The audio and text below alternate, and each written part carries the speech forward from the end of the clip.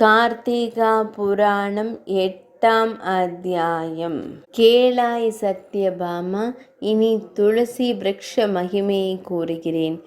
பிரியையே, துளசி செடியானது ஸ்ரீமன் நாராயணருக்கு அத்தியந்த பிரீத்தியை தரவல்லது.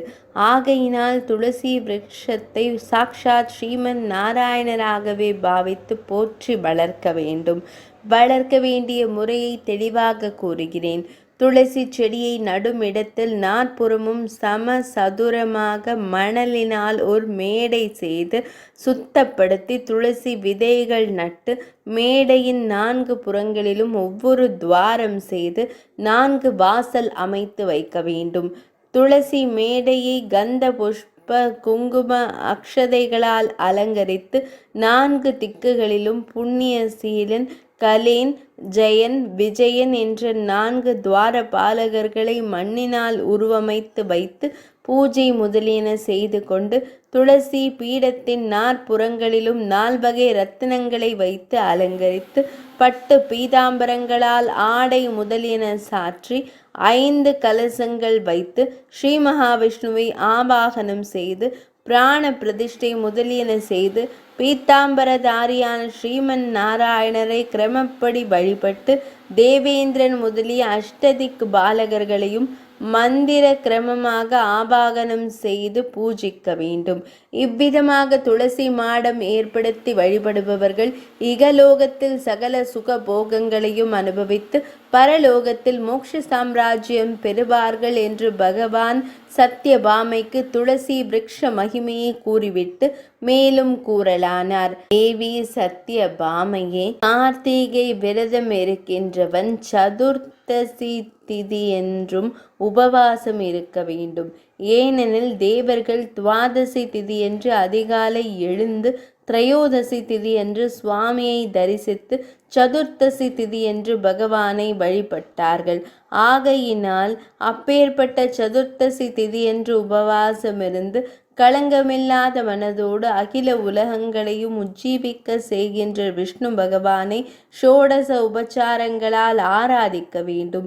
அன்று இரவில் கீத வாத்திய கோஷங்களாலும் வேத பாராயணங்களாலும் ஸ்தோத்திரங்களாலும் பகவானை சந்தோஷப்படுத்தி நித்திரை செய்யாமல் இரவு முழுவதும் ஜாகரணம் பண்ண வேண்டும். எவன் ஒருவன் ஏகாதசி அன்று இரவில் நித்திரையின்றி வேதாத்தியன கீத கான நாம சங்கீர்த்தனங்களால் சங்க சக்கர கதாதாரியான ஸ்ரீ மகாவிஷ்ணுவை வழிபடுகிறானோ அவனுக்கு 1000 கோதானம் செய்த பலன் உண்டாகும். நடனமாடியும் வான வேடிக்கைகளை செய்தும் பகவானுடைய சரிதங்களை வாசிக்கும் வைஷ்ணவர்களையும் பாகவத உத்தமர்களையும் சந்தோஷிக்க செய்து பகவானுடைய திவ்ய கதைகளை பாராயணம் செய்து வருபவர்கள் ஸ்ரீமன் நாராயணரின் அருளுக்கு பாத்திரமாகி சர்வலோக சரண்யனான பவர் சரணார விந்தத்தை அடைவார்கள். மேலும் விரதனானவன் பௌர்ணமி அன்று தன்னுடைய தர்மபத்னியுடன் 30 வைதிகர்களுக்கு குறையாமல் தன் சக்தியை அனுசரித்து பாயாசம், எள்ளுருண்டை, அன்னம் முதலியவைகளை பகவானுக்கு நிவேதித்து பின்னர் அவ்வைதிகர்களுக்கு வழங்க வேண்டும். அவர்கள் சாப்பிட்ட பின்பு அவர்களுக்கு தட்சிணை தாம்பூலம் கொடுத்து அவர்களிடம் ஆசீர்வாதம் பெற்ற பின்னர் அவர்களை வழி அனுப்ப வேண்டும்.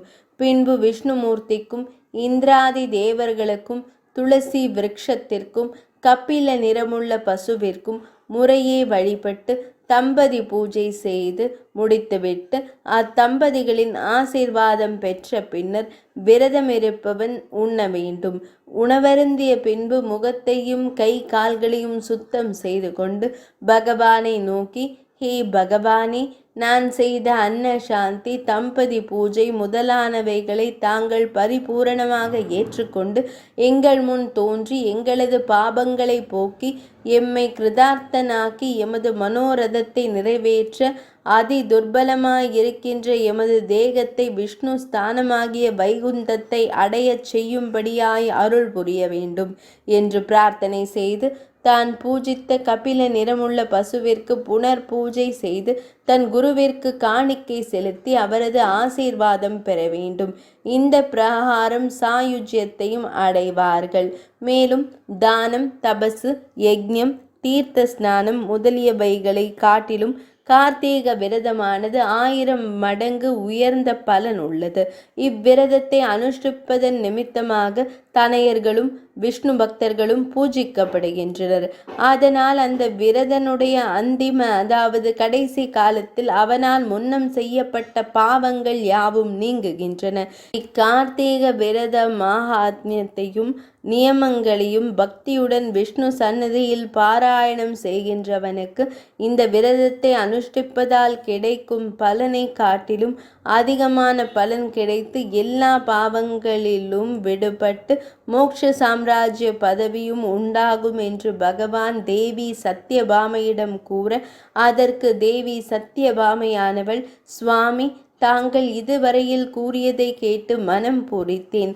பரம உத்கிருஷ்டையான துளசி மகாத்மியத்தையும் அதன் உற்பத்தியையும் அறிய மிக ஆவலோடு இருக்கும் எனக்கு தாங்கள் அதை விஸ்தாரமாக கூறி அருள வேண்டும் என்று பிரார்த்திக்க, பகவான் ஸ்ரீகிருஷ்ணர் அப்படியே ஆகட்டும் என்று தேவி சத்யபாமையை நோக்கி துளசி மகாத்மியத்தையும் புன்சிரிப்புடன் உரைக்கலானார். 8ஆம் அத்தியாயம் நிறைவடைந்தது.